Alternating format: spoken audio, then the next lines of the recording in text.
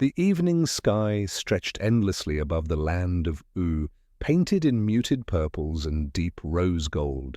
The last breath of the sun clung to the horizon, its rays spilling across a meadow that seemed almost to shimmer with its own quiet heartbeat. Every blade of grass swayed in rhythm with the breeze, whispering secrets to one another like children caught between laughter and sleep. The scent of earth, fresh, fertile, timeless, rose softly, mingling with the faint perfume of wildflowers that dotted the fields like forgotten lanterns. In this meadow, Finn stood alone. His sword rested in its sheath, though tonight it seemed less like a weapon and more like an artifact of his past. His shadow stretched long, misshapen in the twilight, one-armed but resolute. To the world, he was still Finn the human, the boy hero, the adventurer, the one who never stopped fighting. Yet within him there was a silence he could not name, a silence that reached deeper than the missing arm itself. Loss is not always what we think it is. To lose an arm is visible, easy for others to point to and mourn. But beneath the surface there are other, quieter losses, the certainty of being whole, the illusion that tomorrow will always be the same as yesterday, the innocence that once allowed a child to believe that adventure always ended with laughter. Finn felt those subtler absences like shadows that clung to him even in the meadow's golden light. What does it mean to no longer be complete? The question floated across Finn's mind as he brushed his hand against the tall grass. Each blade bent under his touch, then sprang back upright, resilient in its fragility. Perhaps, he thought, wholeness was not in the parts themselves, but in the way one continued to live despite what was taken away. We too wrestle with such questions. We lose friendships that once defined us, seasons of life that slip away without warning, dreams that dissolve like dew beneath the morning sun. And yet, even in absence we remain. Perhaps it is not the possession of wholeness that makes us strong, but the grace with which we move through brokenness. The first stars flickered above, patient and watchful. Finn lifted his gaze, inhaling deeply, as if the vastness of the sky could offer answers. The stars said nothing, yet their silence was not empty. It was steady, eternal, reminding him that all things, even pain, find their place within the great tapestry. As night unfurled, the meadow darkened. The world seemed to hush, as though holding its breath before some great revelation. Finn's heart beat steadily, echoing the rhythm of change, and in that stillness he understood. His story was not ending here.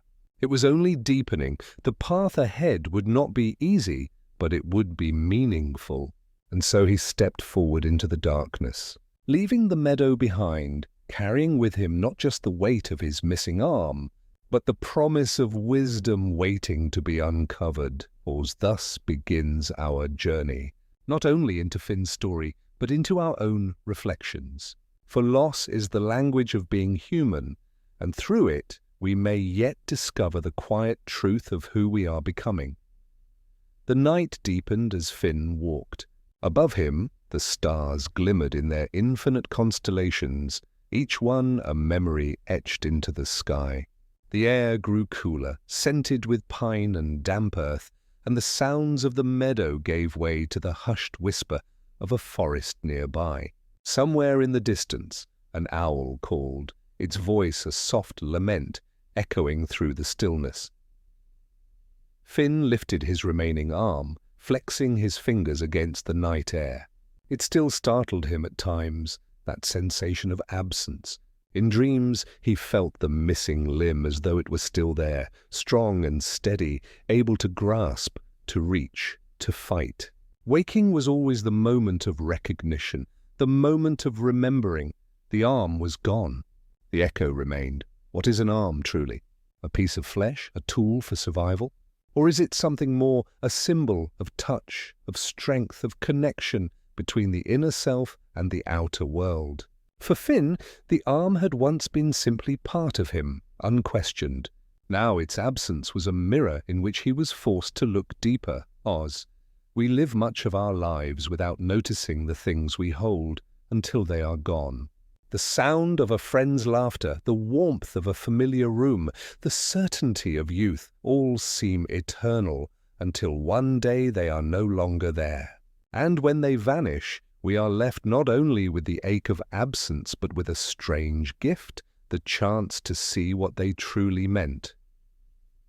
Finn's missing arm was such a gift, though at first it felt only like a wound.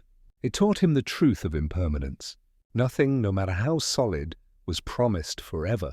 But in that recognition a different strength grew, one not tied to muscle or bone, but to resilience, to spirit. Does one truly need two arms to embrace the world? Or is it the heart, unseen and unbroken, that truly defines our capacity to love and endure? The more Finn reflected, the more he realized that what he had lost physically had opened a doorway inward. He was learning to see himself not as less, but as something new. The stars above glittered, as though nodding in quiet agreement. Their light traveled across countless years of darkness to reach him, just as his own spirit had traveled through loss to discover a deeper brightness. Finn walked on, his shadow long upon the forest floor. Though he carried more absence than presence, he also carried something else, the beginning of understanding. His arm had been taken, but what remained was vast, unbroken, and waiting to be lived. Pause. The forest thinned, and the horizon glowed faintly with the first promise of dawn. The night had carried him through reflection, and now the day would bring new revelations. And so, step by step, he walked forward, not whole in the way he once was, but whole in a way he had yet to fully grasp. Sleep came softly that night. Finn, exhausted from the wandering of his thoughts as much as from the journey itself, lay upon the mossy floor of the forest and drifted into dreams. The moon, high above, filtered silver through the canopy, scattering fragments of light upon his face. His breathing slowed, his body loosened, and the dream arrived as gently as a tide rolling onto the shore. In the dream, Finn stood before a vast tree, unlike any he had ever seen. Its trunk was plated in bark that gleamed like silver armor, layered upon itself as though 1,000 years of struggle had forged a knight from living wood. Each branch extended outward, strong and defiant, shimmering with veins of pale light. Yet one branch, thick, vital, was broken. It hung jagged and torn, its absence leaving a hollow wound. But from the wound, golden sap poured, not as a cry of pain, but as a lantern in the dark. Tiny leaves sprouted where the branch had been torn away, delicate yet luminous. They glowed with the kind of green that promised renewal, fragile though it was. The tree did not mourn its lost branch. Instead, it bore its scar as both reminder and birthplace of something new. Pause. When Finn awoke, the image clung to him. He lay in silence, listening to the brook beside him, its steady rhythm echoing the beat of his heart. He realized that the dream was no accident. It was a message, perhaps from his own soul. The armored tree was not just a symbol, but a mirror. What is the meaning of breakage?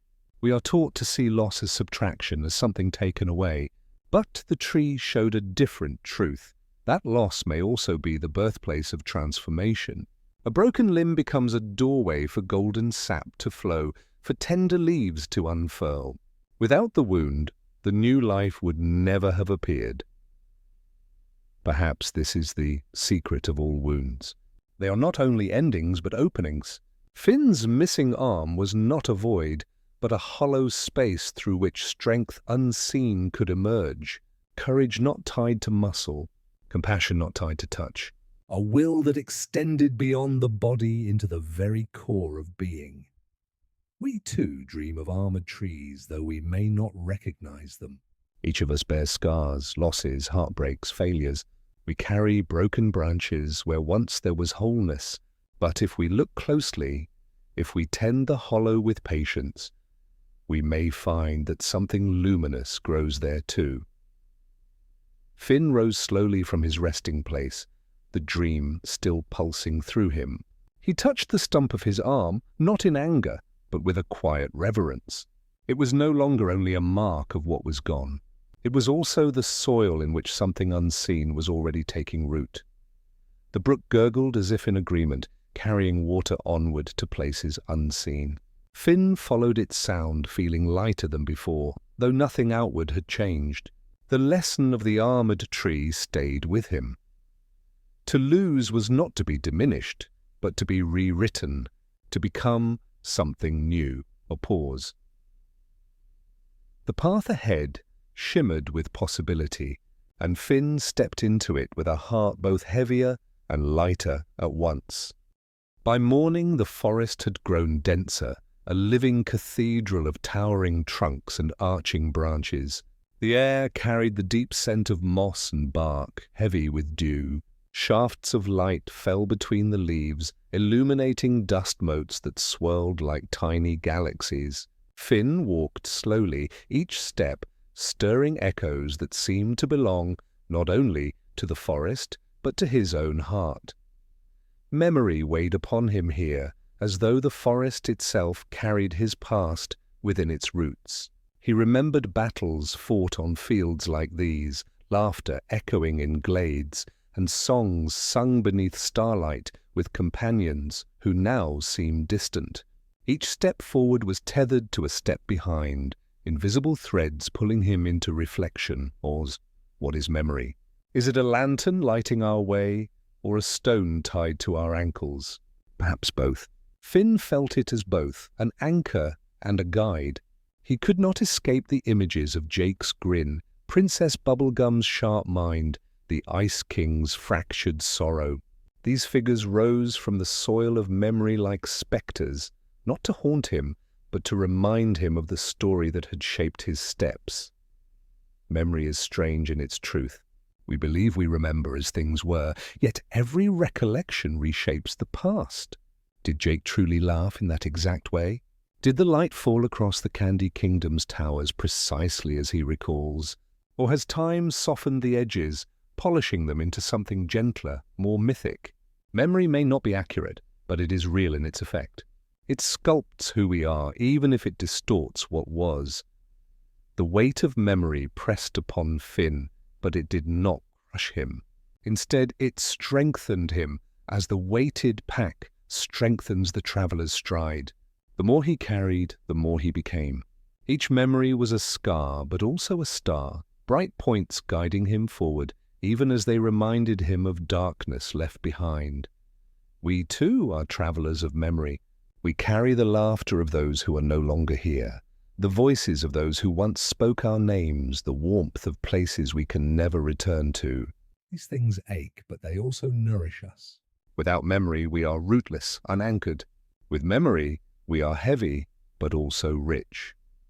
Finn leaned against the trunk of an ancient tree, its bark rough beneath his hand. The tree had stood for centuries, holding rings within its body, each ring a memory of a year survived.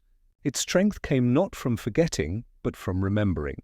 So too, Finn thought, must his own strength. As he rested, the forest grew quiet, and the faint light of dawn broke further through the canopy. Each ray illuminated not just the world around him, but the truth within him. That memory, however heavy, is not meant to be discarded. It is meant to be carried, slowly, gently, with reverence. Pause. Finn straightened, renewed. He would carry his memories, not as chains, but as lanterns. They would weigh him, yes, but they would also guide him. And so with the forest thinning ahead, he stepped once more into the light, prepared for whatever lessons the day would bring. The forest opened into a clearing, and the first true light of dawn spilled across the earth. Mist curled like ghostly ribbons between the grasses, carrying with it the cool fragrance of dew and fertile soil. The horizon was painted in silver and pale rose, as if the sky itself had been brushed anew after the long night. Finn stood still, breathing deeply. He lifted his one arm to the light, fingers outstretched as though to greet the sun. In that simple gesture, there was no battle, no struggle, only acknowledgement. The day was here, and so was he, changed, yes, but not undone. Acceptance, Finn realized, is not like the sudden shattering of a sword. It is slow, gradual, like the sky's transformation from night into morning. Darkness resists the coming of day, yet no force in the world can stop the sun's rise. So too does the human heart resist change, clinging to what was until the light becomes impossible to deny. Pause. To lose more than an arm is to lose certainty, to lose a piece of identity. Who was he without the limb that had fought alongside him in every battle, that had held his brother close, that had reached toward the world with eager youth? For many nights Finn had thought that without it he was less. But now, as the dawn unfolded, he began to see he was not less. He was different. Acceptance does not erase pain. It does not rebuild what is gone. Instead, it softens the edges like mist, softening the jagged lines of the earth. It allows us to live alongside our wounds, not as enemies, but as companions. The scar becomes part of the story, not a barrier to it. Birdsong lifted into the morning air, tentative at first, then brighter, fuller, a chorus of resilience. Each note was small, fragile, yet together they formed something whole. Finn smiled faintly, realizing that the same was true for himself. Even broken pieces could join to create something greater. We too learn acceptance in this way. Slowly. Through mornings that seem ordinary but carry within them the quiet victory of survival. Through breaths taken even when sorrow lingers. Through the recognition that life continues, and so do we. Finn stepped forward into the meadow beyond the forest. His shadow stretched behind him, long and uneven but no less his own. The sun rose higher, warming his face, and he felt, perhaps for the first time since his loss, a gentle peace settle within him. Pause. Acceptance is not forgetting. It is the courage to remember and still walk on. And so beneath the rising sun, Finn carried himself into the day, not as he once was, but as he now chose to be. The path wound upward through rolling hills, each slope covered in soft grasses that swayed like waves beneath the morning breeze. Wildflowers painted the earth with strokes of violet, yellow, and white. Bees hummed among them, carrying out their quiet labor, as if reminding the world that life always continues its small miracles. As Finn climbed, his thoughts drifted to companionship. Once he had rarely walked alone. Jake's laughter had been a constant rhythm to his days, Princess Bubblegum's plans a steady compass, even the Ice King's odd company a reminder of the strange bonds that shape a life. Some companions remained, yet others had slipped away, their absence more present than any sound. Loss of an arm is visible. Loss of a friend, a bond, or a dream is quieter. It leaves no scar the eye can see, but its weight is perhaps even greater. Finn felt these absences like echoes that walked beside him. He could almost hear Jake's footsteps matching his own, almost see the flicker of faces in the periphery of his vision. Pause. We all walk with companions unseen. They are the voices we carry within us, the laughter that replays in memory, the touch we can still feel though years have passed. Absence does not erase presence. It transforms it into something more elusive, yet no less real. Finn smiled faintly, remembering the countless times Jake had reassured him, had told him to keep going when things seemed bleak. Even now, though Jake was not at his side in this moment, the memory of his brother's voice lived within him, shaping his steps. Perhaps absence in its own way was another kind of presence, a companion woven from silence and remembrance. We are never truly alone. Every person we have loved continues to walk with us, their imprint etched into the chambers of our hearts. They shape our choices, our values, the way we see the world. Their absence becomes a guiding presence, invisible yet enduring. The hills around Finn seemed to hum with this truth. The wind carried whispers that might have been the voices of those he had known, blending past with present. For a moment, he felt the strange comfort of being surrounded, not by loneliness, but by a tapestry of companionship, woven from both presence and absence. Perhaps every absence is a teacher. Perhaps each hollow space reminds us of the depth of connection we are capable of, the bonds that time and loss cannot erase. Finn realized that in walking alone, he was never truly solitary.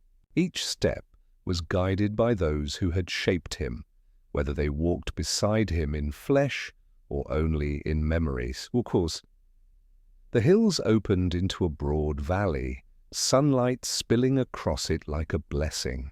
Finn paused at the crest, looking out over the expanse, and felt the invisible company of those he loved.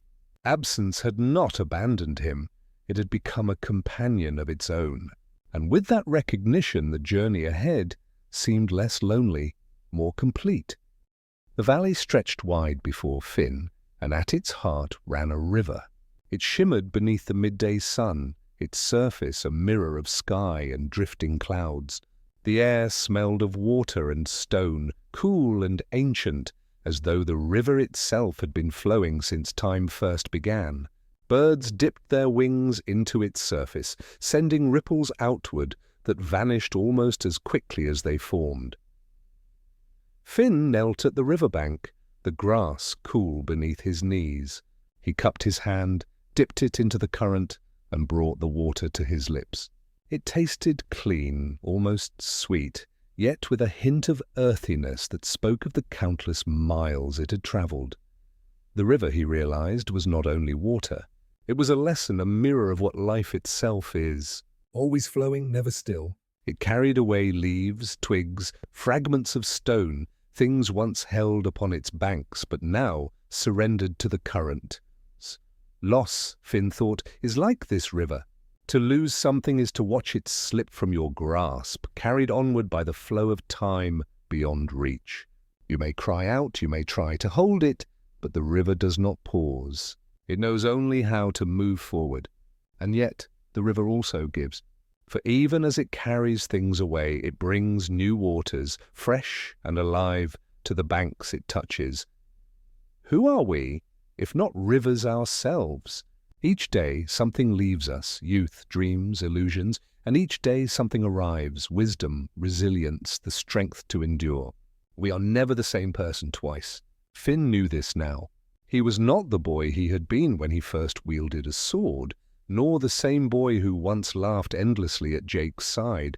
He had lost, but he had also become. The river whispered to him, "Let go, let flow." The words were not spoken aloud, but they seemed to hum in the current, in the rhythm of the water striking stone. Finn breathed deeply and released a tension he had not realized he carried. He could not clutch the past. He could not hold back the flow. And perhaps he did not need to. We too stand at riverbanks. We watch seasons pass, friends drift away, dreams dissolve. And yet, if we learn to see, we notice that new gifts arrive with equal constancy. A stranger's kindness, an unexpected joy, the quiet wisdom of scars. The river takes, but the river also gives. Finn sat for a long while, letting the sound of water soothe him. The current gleamed with light, and he imagined his own story carried within it, his triumphs, his wounds, his laughter, his losses flowing onward, mingling with countless others in the ocean of time. When at last he rose, his spirit felt lighter, though nothing material had changed. The river had not restored his arm, nor returned what was gone, but it had shown him that becoming is a greater gift than clinging. And so he followed the river's path, letting its wisdom guide him deeper into the valley, toward the mountain that now loomed upon the horizon. The mountain rose, tall and silent, against the horizon, its slopes veiled in mist that curled like smoke from an ancient fire. As Finn approached, the ground grew steeper, and stones crunched beneath his boots. The air grew thinner, sharper, filled with the scent of pine and rock. Birds no longer sang here. Instead, there was only the faint whistle of wind threading through cliffs. Climbing was slow, each step a dialogue between body and earth. Muscles ached, breath quickened, yet Finn pressed on. The mountain asked effort from him, and in return it promised perspective. For it is only from great height that the world can be seen in its true vastness. Loss feels enormous when we stand within it, like a wall rising before us. But from higher ground it shrinks into the landscape, one feature among many, no longer the whole story, but part of a wider view. Finn thought of his missing arm, once the defining mark of his being, now only one truth among countless others. It was not all he was. At last, he reached a ridge where the land spread endlessly below. The valley lay in green waves, the river glistened like a silver thread, and forests stretched to the horizon. From this height, everything seemed both smaller and more sacred. Every tree, every stream, every hollow was part of a vast design. Perspective is the mountain we all must climb. Without it, we mistake the part for the whole, the wound for the entire self. But from above, we see that the wound belongs to a greater story, one where pain and joy coexist, where loss and growth are inseparable. Finn breathed deeply, the cool air filling his lungs. His heart steadied, and he realized that even his greatest sorrows were not the sum of him. They were notes in the music of existence, sharp at times, but harmonized within a greater song. We too need mountains. Sometimes they are not made of stone, but of time, of distance, of wisdom earned slowly. From their heights, the pain that once seemed unbearable becomes a memory, still tender but no longer overwhelming. We see how it shaped us, but we also see how it did not end us. The wind rushed past Finn, carrying with it the faint scent of snow from the peaks above. He closed his eyes and let it wash over him, as though the mountain itself whispered, "You are more than what you have lost."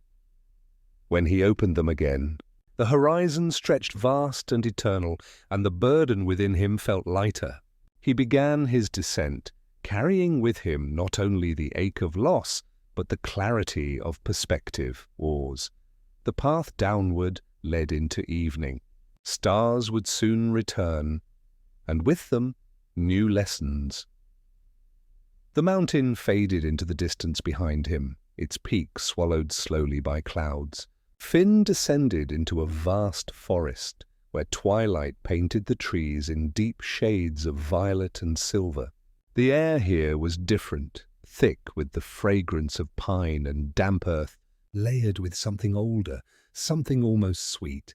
Like the faint perfume of forgotten blossoms, the forest was hushed but not silent.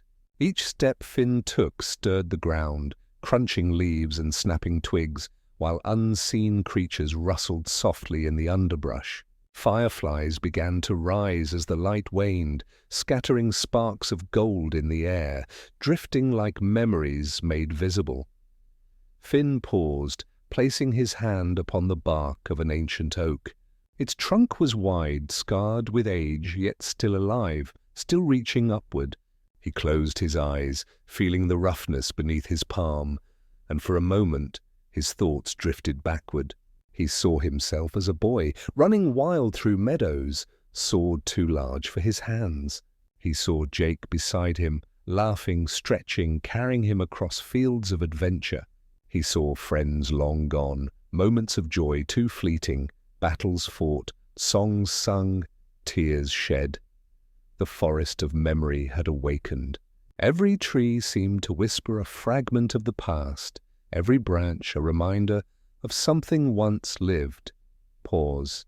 Memory is both gift and weight. It comforts us with what we once had, yet it also pierces with the reminder that those days cannot return. Finn felt the ache of it, the wish to relive a laugh, to grasp again the hand of someone lost. Yet he also felt gratitude, deep and resonant, that those moments had ever been his at all. Are our memories not like these fireflies? They appear suddenly, glowing with warmth, only to drift back into darkness. We cannot hold them, but we can watch them, cherish them, let them illuminate the night within us. As Finn walked deeper, he thought of his arm again. At first, its loss had been a wound that consumed him, a void where identity once rested. But now, through mountain and river, through silence and starlight, he saw that even this too had become memory, a scar not to be erased, but to be woven into the tapestry of his life. Perhaps, he realized, loss becomes memory, so that we may carry it more gently. The sharpness dulls, the absence softens, until at last it becomes part of who we are without crushing us. We transform pain into story, and story into wisdom. The forest thickened around him, branches arching overhead like cathedral ceilings. In the distance, a faint glow appeared, moonlight filtering through a clearing ahead. He followed it, each step guided by memory, until he reached a small glade where a single pool lay still, reflecting the stars. He knelt by the water, gazing at his own reflection. For the first time in a long while, he did not look for what was missing. He saw instead what remained, his eyes steady and alive, his spirit unbroken, his story still unfolding. The forest of memory was not meant to trap him, but to remind him, you are the sum of what you have lived, not the shadow of what you have lost. With a slow breath, Finn rose, leaving the pool behind, and followed the path that wound out of the forest. Beyond the trees, the horizon glowed faintly with the first light of dawn. Pause. The journey was nearing its end, yet one final lesson awaited him beneath that rising sun. The world was quiet when Finn stepped out from the forest. A field stretched before him, open and boundless, the grasses swaying gently in the pre-dawn breeze. Above, the stars dimmed, giving way to a horizon streaked with pale gold and lavender. The smell of dew filled the air, fresh and cool, promising renewal. Finn walked slowly across the field until he reached a small hill. There he sat, wrapping his cloak tighter around his shoulders, and turned his gaze to the east. The sky shifted gradually, almost imperceptibly, as the first light of morning gathered. The darkness did not vanish all at once. It softened, yielded, gave space, and in that giving, in that patient surrender, a new day emerged. Acceptance, Finn thought, is like the dawn. It does not erase the night, nor pretend the shadows never existed. It simply brings light gently over them, so they no longer rule us. To accept is not to forget or to approve of the loss, but to allow it its place, to let it be part of the whole without defining the whole. Pause. He had lost his arm. He had lost friends. He had lost moments of innocence and joy. But he had not lost himself. And perhaps the truth was this: the self is never one thing, never fixed. Like the river, it flows. Like the mountain, it shifts. Like the forest, it remembers. Like the dawn, it accepts and renews. He thought of Jake, of laughter shared, of tears endured. He thought of all the strange and wondrous beings of Ooo, each carrying their own losses, their own dawns. And in that moment he felt less alone. For all beings, whether hero or villain, whether flame or ice, walk the path of losing and becoming. The sun rose slowly, golden light spilling across the field, painting the dew in sparks of fire. Finn closed his eyes, letting its warmth touch his face. He breathed deeply, and in that breath was both sorrow and peace. We too wait for dawn.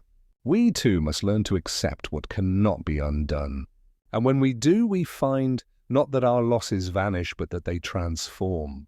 They become part of the sunrise, glowing softly in the light of a greater whole. When Finn opened his eyes again, the world was radiant.